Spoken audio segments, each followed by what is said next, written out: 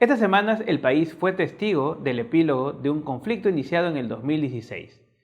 La disolución del Parlamento por parte del presidente Martín Vizcarra marca un nuevo rumbo en la esfera política. Aquel mismo día, y en paralelo, el Congreso responde nombrando a Mercedes Arauz como presidenta temporal. Y sin embargo, en Palacio de Gobierno se nombra a Vicente Ceballos como el nuevo primer ministro. Los días han pasado y luego del pronunciamiento de la OEA, el respaldo de las Fuerzas Armadas al presidente, el llamado a elecciones, las cosas se van calmando, a pesar de las reticencias de la Comisión Permanente en lo que queda del disuelto Parlamento. Hoy en ANC Informa analizaremos las consecuencias, las causas y lo que se viene en esta crisis política. Yo soy Andy Leandacay y aquí comenzamos.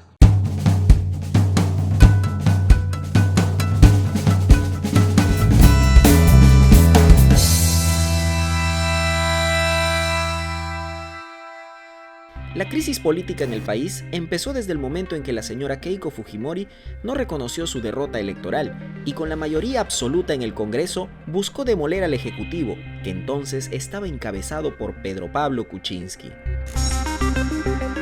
La debilidad y componendas vergonzosas de PPK y la maquinaria fujimorista en el Parlamento, sumado a una serie de escándalos de corrupción, derivó finalmente en su renuncia, con lo que Martín Vizcarra, como vicepresidente, asumió el poder.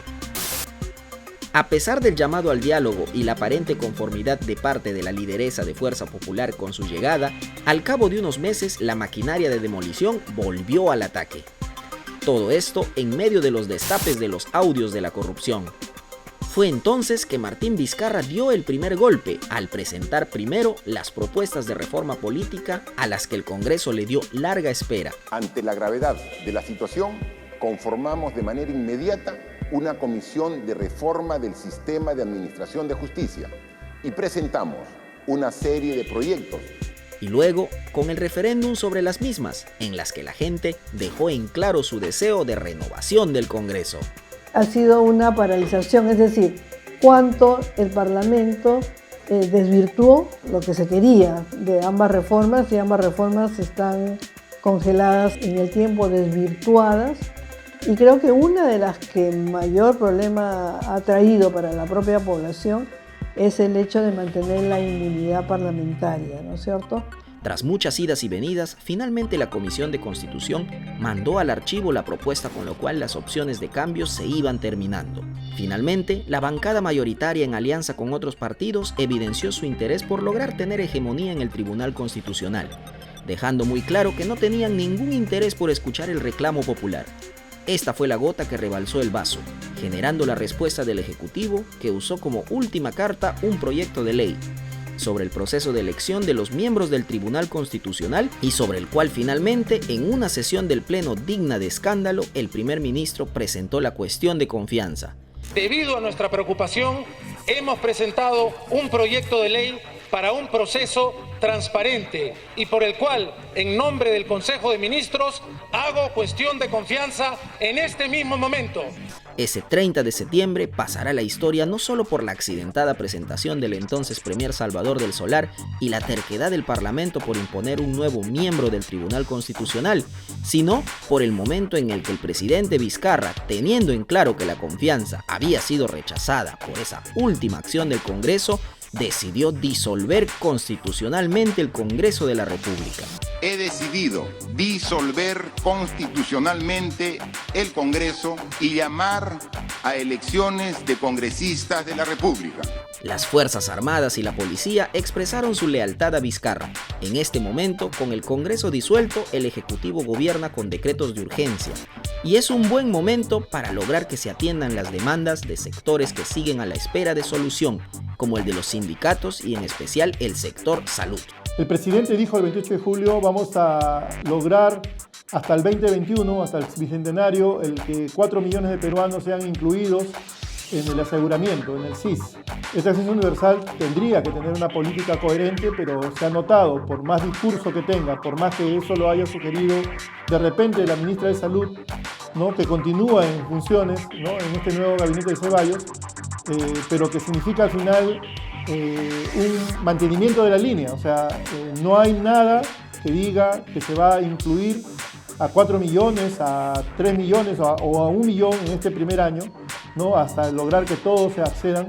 El presupuesto del CIS no se ha incrementado grandemente, solo 300 millones, que es mucho menos de lo que tuvimos en 2018. Se vienen nuevas elecciones y sin duda la participación de los jóvenes es fundamental. Son ellos los que marcarán la pauta de la renovación en nuestra política. Uno es que es importante que hayan nuevas figuras políticas jóvenes y otro es que los jóvenes tenemos que fortalecer nuestra presencia también en los espacios públicos, no necesariamente a través de los partidos, ¿no? Pero sí en lo que hoy otros llaman la acción social o la incidencia pública, es decir, de qué manera las nuevas generaciones de ciudadanos participan de la política del país, puede ser a través de partidos, como no, sino a través de sus propias organizaciones y desarrollando actividades, un activismo cada vez más protagónico en la sociedad. Estamos en una etapa de cambios y la sociedad civil debe estar vigilante, porque finalmente no volver a caer en el mismo problema es responsabilidad de todos.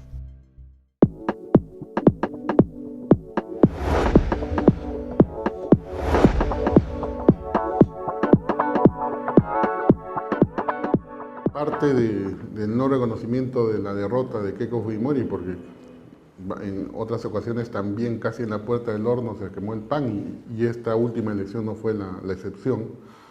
Y parte también de la consigna que ella dio a toda su mayoría abrumadora de 73 congresistas en el Congreso para que gobiernen, como dijo, entre comillas, desde el Congreso y le hagan prácticamente la vida imposible al presidente, ¿no? Cosa que se ha materializado hasta esta época y el presidente ya no pudo más. Inicialmente fue PPK, con Vizcarra fue lo mismo, así que antes de que lo vacaran o lo hicieran renunciar al señor Martín Vizcarra, creo que tomó la decisión que debió tomar, ¿no? De hacer lo que hizo con el Congreso. Disolver no es cerrar, porque cerrar es cuando absolutamente todo hay. Queda una comisión permanente con unas facultades bastante limitadas.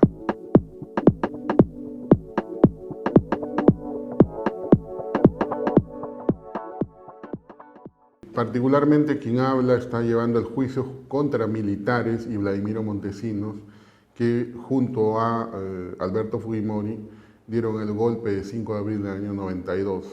La diferencia es sustancial y te lo digo rápidamente.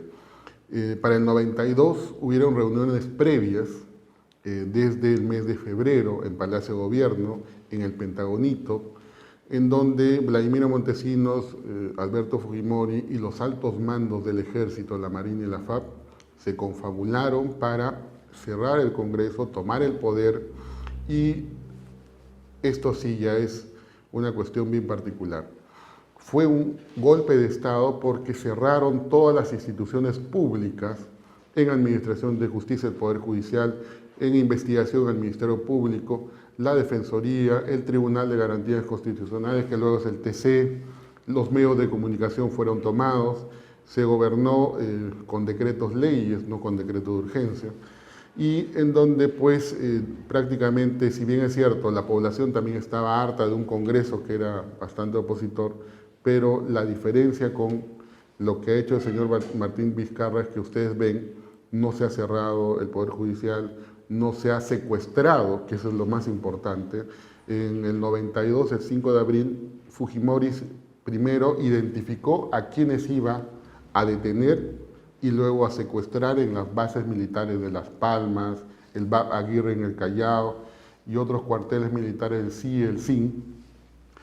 ¿Por qué? ¿A quiénes secuestró? A periodistas como Gustavo Gorriti, a opositores como del APRA básicamente y de Izquierda Unida, como del Castillo, Barrera Bazán y otros, Agustín Mantilla, Mirta Kunza, la secretaria de Alan García, todos ellos ¿para qué? Porque sabían que le podía hacer frente a la forma como cerró el Congreso. Actualmente vemos que es diferente. Estamos en una democracia donde lo que ha pasado es que, a diferencia del 92, se ha disuelto constitucional el Congreso. El señor presidente planteó a través del ministro del Premier Salvador de Solá, porque quien plantea formalmente la cuestión de confianza es el primer ministro, ¿no? planteó en la mañana del día lunes un proyecto de ley y en el oficio que se mete a mesa de partes, el proyecto de ley dice, planteo cuestión de confianza, sí que siempre que este proyecto de ley que tenía que ver con el procedimiento de elección de los nuevos miembros del Tribunal Constitucional no era debatido con urgencia. Con urgencia significa que lo tengan que hacer ya mismo. ¿Qué es lo que hizo el Congreso? Lo primero, va Salvador de Solar al Congreso, ¿no? Quiere plantear, oralizar su pedido que lo metió por mesa de partes por escrito, no le dejan, le dicen, señor, ¿sabes qué? Vente en la tarde porque primero vamos a debatir. El día de hoy tenemos, y así se lo dijo el presidente Olechea, el día de hoy tenemos en agenda una sola cosa, elección de los miembros del Tribunal Constitucional. Y el señor de Solar le dice, pero justamente por eso es que quiero hablar antes de que ustedes elijan. ¿Por qué? Porque mi proyecto que traigo es para democratizar y dar mayor transparencia y publicidad a este procedimiento que tú lo vas a hacer y ya lo han hecho de manera irregular. Le hicieron salir del hemiciclo, le dijeron que no, la Junta de Portavoces, el primer elemento, la Junta de Portavoces. La Junta de Portavoces son los representantes de cada uno de los partidos que se juntaron junto con el presidente, le plantearon lo que vino a hacer el Premier y la Junta de Portavoces con la aplastante mayoría del Congreso le denegó el pedido, le dijo que se venga en la tarde. Bueno, vamos a agendar para la tarde. Primer elemento, no le aceptaron. Se fue del Solar. Luego del Solar toma un poco de aire y regresa y dice, voy a hacer lo que también la Constitución me faculta, que es entrar al Congreso, ¿no? Y la Constitución dice que los ministros pueden entrar a una sesión de Congreso y actuar como si fuera un congresista. Por eso es que se ve cómo ingresa el señor Salvador.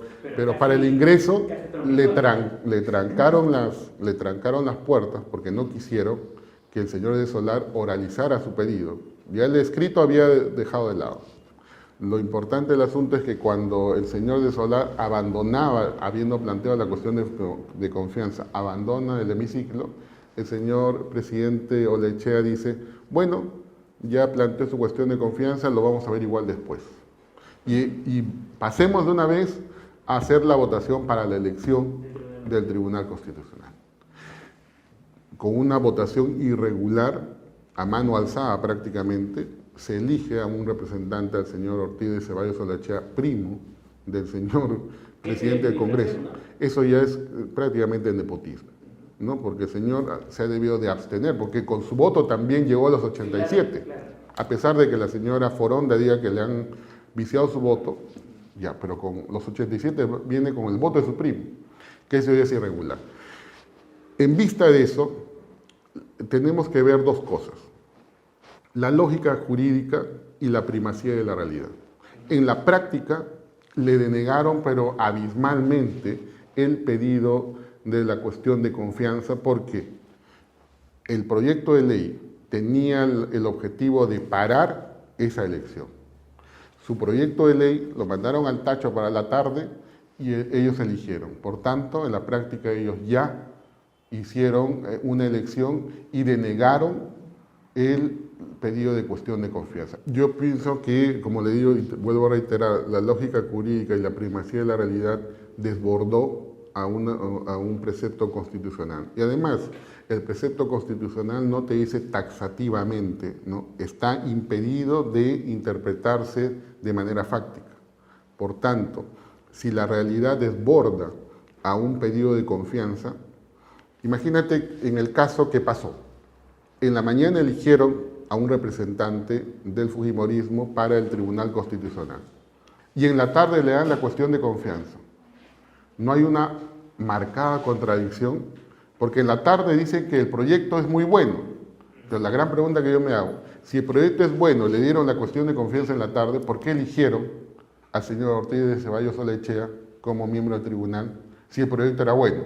Lo lógico que hubiese hecho el Congreso era, si el proyecto era tan bueno, pues suspender la ejecución y se debatía el proyecto de ley, salía como ley y se modificaba el artículo 8 de la Ley Orgánica del Tribunal Constitucional que justamente verifica el procedimiento para elección de los integrantes del Tribunal Constitucional. Esto que están haciendo ahora, lo que ha quedado obviamente en la comisión permanente, se mantiene ahí el núcleo fuerte, más duro del fujimorismo, literalmente. Por ejemplo, el nuevo presidente de la comisión permanente se llama a sí mismo presidente del Congreso. De hecho, las entrevistas que está dando a cadenas como CNN, ¿no? Sigue presentándose como presidente del Congreso, ¿no? Y sigue firmando documentos como presidente del Congreso. ¿Esto tiene carácter real? ¿Le puede generar un perjuicio posterior? ¿Cómo queda esta situación? Mire, desde que el Congreso se disolvió a través del mensaje presidencial, se materializó a través de una resolución publicada en el Diario del Peruano, a partir de ahí ellos ya dejaron de ser congresistas y por tanto el Congreso se declaró la disolución del mismo. Y el señor Olechea solamente tiene el cargo de presidente de la comisión permanente. No tiene el cargo de presidente del Congreso porque ya el Congreso no existe, es una ficción en estos momentos. Y por tanto, si él se sigue presentando ante autoridades del Tribunal Constitucional mandando oficios, del Ministerio del Interior mandando oficios, donde él se pone con el rótulo de presidente del Congreso, está usurpando una función que no le corresponde y ese es un delito, que se castiga de 4 a 7 años de pena privativa de libertad. ¿Cómo se entiende entonces también, ya que hablamos de cosas ya que lindan con la ficción, esta juramentación de Mercedes Arauz, ¿no? Una juramentación sin banda presidencial, después Mercedes Arauz anuncia que renuncia a la vicepresidencia? ¿Cómo se entiende esto? ¿Cuál es la intencionalidad de hacer esto, sabiendo que están en ilegalidad y que también imagino que Mercedes Arauz también ya tiene va a tener un perjuicio de carácter legal, ¿no? Claro, eso fue una pantomima, un teatro, ¿no? O sea, lo que quieren hacer ver a la opinión pública y a nivel nacional e internacional es confundir.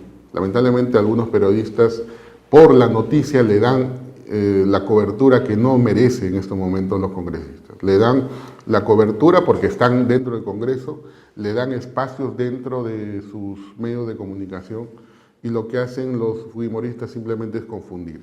Esa elección de la señora Arauz, porque también ellos, siendo un Congreso disuelto, o sea, unos fantasmas, vamos a poner un ejemplo, ¿no? Prácticamente los amigos de Yesenia Ponce le eligieron a la señora Mercedes Arauz como presidenta. Pero previamente habían hecho ¿qué cosa? Le habían declarado la incapacidad temporal del señor presidente Martín Vizcarra. Ese es otro hecho ilegal. ¿Por qué? Porque como para declarar la incapacidad del señor Vizcarra se tiene que llegar a 87 votos y ellos no llegaban a los 87 votos, en el hipotético negado que subsiste el Congreso, ¿no? Como tenían 61, lo que hicieron es una incapacidad temporal. Pero la incapacidad temporal, hasta eso es ilegal. ¿Por qué? Porque la Constitución dice que por enfermedad o por un retardo mental leve, de repente se cayó de cabeza el presidente y pues tuvo un retardo mental o una incapacidad mental moderada o leve que le impedía cumplir su labor de presidente.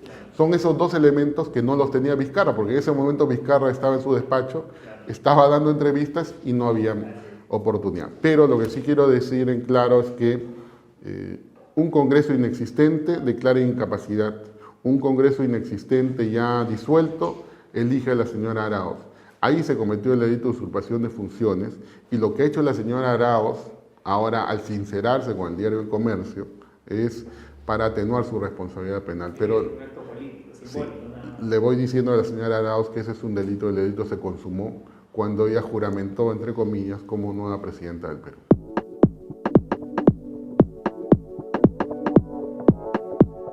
A ver, previo te quiero decir las funciones de la Comisión Permanente.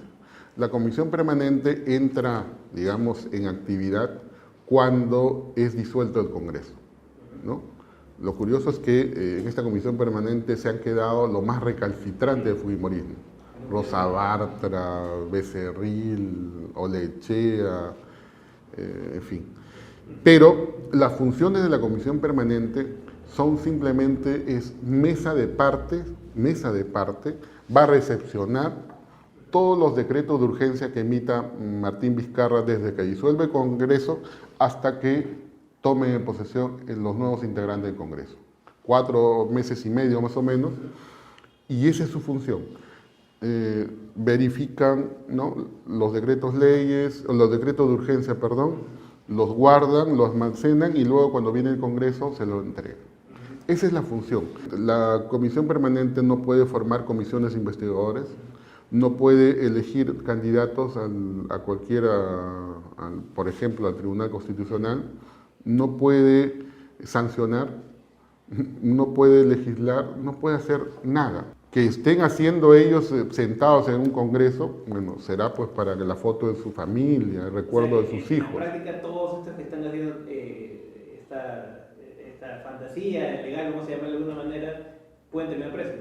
Van a terminar presos, deberían terminar presos. ¿Por qué? Y el mejor elemento que usted se da cuenta es que había un congresista Vieira que quería salir del país y usó su pasaporte... huyendo, sería el término exacto, ¿no? Huyendo, usó su pasaporte diplomático. ¿Y qué le dijeron en Migraciones? Señor, usted ya no es congresista, este pasaporte ya venció, ya no existe. Entonces usted tiene que sacar un nuevo pasaporte. Si se da cuenta, la realidad le está diciendo que ya no es congresista. Los fujimoristas se agarran con uñas y dientes del comunicado que salió de la OEA. La OEA, el comunicado es bastante ambiguo, pero si uno lo lee con detenimiento va a llegar a 2 conclusiones. La primera es que está reconociendo, ¿no?, al presidente Vizcarra como presidente y está saludando que, habiendo disuelto constitucionalmente el Congreso, ha llamado y convocado elecciones con una fecha cierta. Ahí le están reconociendo al presidente. Lo otro está diciendo que en todo caso sus asuntos internos los va a resolver el Tribunal Constitucional. No le está diciendo que de una vez ante esta pugna vayan y toquen la puerta del Tribunal Constitucional. Así lo han entendido los fujimoristas. Pero cuando llega al Tribunal Constitucional lo que se llama la acción competencial, ¿no?, en primer lugar eso lo hace el Pleno del Congreso. El Pleno está disuelto, no existe, entonces no podría ser. ¿Lo podría hacer la Comisión Permanente? No puede, no está dentro de sus facultades constitucionales. ¿Lo podría hacer el Poder Ejecutivo? Sí, pero ellos mismos no van a decir al tribunal para que le den una suerte de validez a sus actos. Lo puede hacer la Defensoría del Pueblo, lo puede hacer un colegio de abogados del Perú, que son instituciones representativas que la norma le establece que sí pueden pedir una acción competencial. Usted está viendo que la Comisión Permanente no lo va a pedir. ¿Qué es lo que va a pasar entonces? El Tribunal Constitucional no actúa de oficio, como una fiscalía, cuando ve la comisión de un delito de oficio, así lo vea por televisión, a través de un periódico, lo escuche por la radio, un fiscal de oficio abre una investigación. En este caso, el Tribunal Constitucional tiene que esperar que alguien, una institución plantee, o la otra vía es que un ciudadano peruano, en este caso fujimorista o aprista, plantee contra lo realizado por Martín Vizcarra una acción de amparo, diciendo que todo esto es ilegal, pero esa acción de amparo tiene sus tiempos. Va a un juez constitucional del Poder Judicial en primera instancia, va en segunda instancia a la Sala Constitucional y cuando le deniegan su pedido, vía recurso de agravio constitucional, que se conoce como RAC, recién llega al Tribunal Constitucional y eso puede demorar 1 año o año y medio. No me va a dejar de dar la razón y se va a dar cuenta que cuando se vea en pleno, se dice que va a ser el día 10, ¿no?, que el Pleno va a verificar si lo incorpora el señor Ortiz de Ceballos Olechea, presuntamente elegido como miembro del Tribunal Constitucional, lo incorpora o no el Tribunal Constitucional, eso se va a debatir en el Pleno el día 10, en el Pleno del TC.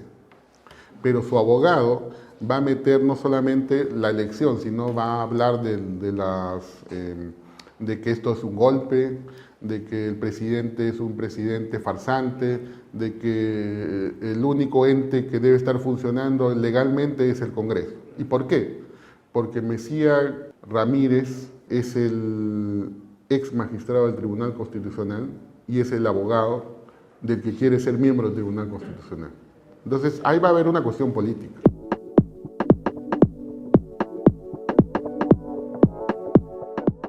Mire, hubo un acuerdo de colaboración entre la empresa Odebrecht, ¿no?, sus principales funcionarios desde Barata y todos funcionarios de primer nivel, con el Estado peruano. ¿Para qué? Representado por la Fiscalía y la Procuraduría. El acuerdo versaba en lo siguiente, ¿no? Ellos daban declaraciones testificales, ¿no?, en donde señalaban quiénes eran los corruptos en el Perú, daban los elementos de prueba que acreditaban sus dichos, ¿no?, lo que está en estos, primero daban los codinomes, dos, daban los documentos que aparecen encriptados en la caja 2, ¿no?, de operaciones estructuradas, que era la caja de coimas, y con eso la Fiscalía, ¿qué le daba? Porque si la persona que es del INCE, como son los de Odebrecht, quieren tener un beneficio, se le dice al fiscal, yo te doy la información que tú quieres para procesar a los peruanos corruptos, pero a cambio de esa información hay una ley, la ley de colaboración eficaz. Yo te colaboro contigo, pero tú dame una contraprestación. La contraprestación es que o le exonere de responsabilidad penal o le rebaje la pena. En este caso, la Fiscalía ha considerado que la información que le ha venido dando y que lo ha corroborado la Fiscalía ha sido de tal importancia, de tal magnitud, que no significa que le van a rebajar la pena, sino que van a exonerar de pena. Y firmaron el acuerdo. Y ese acuerdo, los términos legales del acuerdo, no fue convalidado por el fiscal y por Odebrecht. Eso es importante. O sea, la gente, el argumento, muchos quieren echar la culpa a los fiscales, ¿no? O sea, ellos fijaron un precio, como si fuera el de ellos. Claro. ¿Quién determina finalmente ese marco legal? La legalidad del acuerdo lo da el Poder Judicial. El Poder Judicial, nosotros también como institución hemos llevado casos de colaboradores y por experiencia te puedo decir, en algunos casos el juez, o la jueza en este caso, nos dice a la Fiscalía y al abogado del colaborador, señores, lo que la Fiscalía y ustedes se han puesto de acuerdo no me satisface, porque usted le está bajando la pena cuando en realidad la información no es relevante. Entonces, para que el Poder Judicial haya convalidado ese acuerdo y haya estado, valga la redundancia, de acuerdo o de su conformidad con que se le exonere de pena a todos los miembros de Odebrecht, ha significado que ha visto la ley de colaboración eficaz y sí procedía ese acuerdo. Y en ese acuerdo hay pago de reparación civil, hay entrega de documentos, hay compromiso de estos funcionarios de Odebrecht, no solamente para que sigan dando su testimonio, sino para que vayan al juicio oral. Y eso es lo importante, eso es lo que se ha querido evitar. Porque no solamente está el testimonio de estas personas, sino que todo, desde Barata lo vamos a ir o vía videoconferencia o va a venir al Perú al juicio oral contra los principales corruptos del país.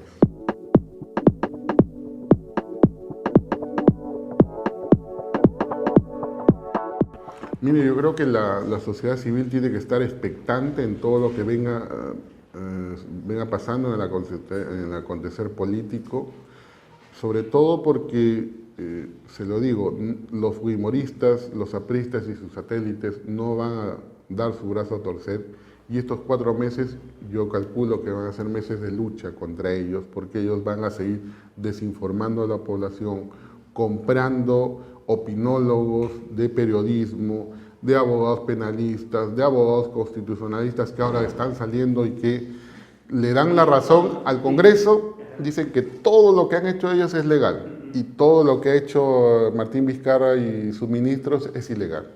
Entonces, esa corriente de información, lamentablemente, o de opinión, perdón, desinforma a la ciudadanía, y la ciudadanía... Que no pasa afuera, ¿no? Porque hemos visto cómo los periodistas de CNN desbaratan en 2 preguntas a Olache y compañía. Mire, le pongo el ejemplo. Milagros Leiva, conocida persona, muy complaciente para sus entrevistas, con un corazón... recordemos quienes acudieron a su matrimonio. Sí, Víctor García Belaúnde, ¿no?, que por cierto no regresa todavía, dijo que 2 días salía y regresaba, pero no regresa. Mercedes Arauz, ¿no? Entonces, ella, cuando entrevistaba, por ejemplo, a la señora Bartra que creo que se llega el diploma, el PhD también, el grado PhD en cinismo, hace una entrevista y simplemente le creen todo lo que le dice. Un periodista extranjero de CNN que se ha empapado de la realidad nacional, le hace mejores preguntas y no se come el pleito de todas las mentiras que dicen los fujimoristas. Los ha pechado y les ha desenmascarado al presidente de la Comisión Permanente de la OEA, expresidente del Congreso, a la expresidente de la Comisión de Constitución, la señora Bartra, miembro de la Comisión Permanente, les ha dicho sus verdades, porque ellos están malinformando a la población. Ellos se creen todavía en estos momentos congresistas. Siguen en negación y van a seguir, ¿no? Porque inclusive están pidiendo que le repongan su personal, que le repongan seguridad, que les dejen entrar. Y quitaron la confianza al líder del Congreso. Sí, ¿no? Sí, entonces yo creo que ellos no asumen su derrota y lo van a vender caro eso. La ciudadanía tiene que estar alerta y atenta a cualquier acto. Yo creo que se ha parado un primer acto, que iban a sesionar en el Colegio de Abogados de Lima. Es un rumor que sonó muy fuerte para ahora. Sí. Salió hoy día en un Twitter la señora decana del Colegio de Abogados de Lima diciendo que es mentira, son falsos, pero si uno se va a su antecedente de la señora decana del Colegio de Abogados de Lima, se va a dar cuenta que ella sacó comunicados diciendo prácticamente que estamos regresando al 5 de abril y ella apoyó al señor Chávarri. Entonces estamos viendo que más bien, como ya se evidenció, no tuvo otra cosa que desmentir algo que en realidad se iba a producir el día de hoy, ¿no? Perfecto. Muchísimas gracias, doctor Quispe. Esta ha sido una entrevista interesante y creo que se han aclarado bastantes cosas. Gracias a usted, Andy. Buenas tardes. Memoria de la 18 CONADES 2017. En esta publicación se recoge todo lo trabajado en la Conferencia Nacional sobre Desarrollo Social realizada en agosto del 2017, cuyos temas ejes trabajados fueron la lucha contra la corrupción, el modelo de desarrollo y el sistema político, género y desigualdades, así como propuestas para combatir la corrupción y la construcción de una democracia que ayude a superar las desigualdades. Memoria de la 19 CONADES 2018. En esta edición de la Conferencia Nacional sobre Desarrollo Social, titulada Perú con Memoria, Perú con Futuro, realizada en el año 2018, se trabajaron dos ejes: crisis del sistema político y corrupción, de la casuística al análisis, y otro desarrollo es posible, desarrollo sostenible, incluso y generador de empleo y vida digna. En esta publicación destacan las ponencias magistrales de Gustavo Gutiérrez y Salomón Lerner, Rocío Silva Santiesteban, Eduardo Cáceres, entre muchos otros especialistas. Una publicación que no puedes dejar de leer. Bien, esto fue todo por hoy en ANC Informa, donde hemos analizado las causas, las consecuencias de esta crisis política y esperamos que en los próximos meses se estabilicen las cosas y podamos tener una visión más clara como país. Yo soy Andy Landacay y esto fue ANC Informa.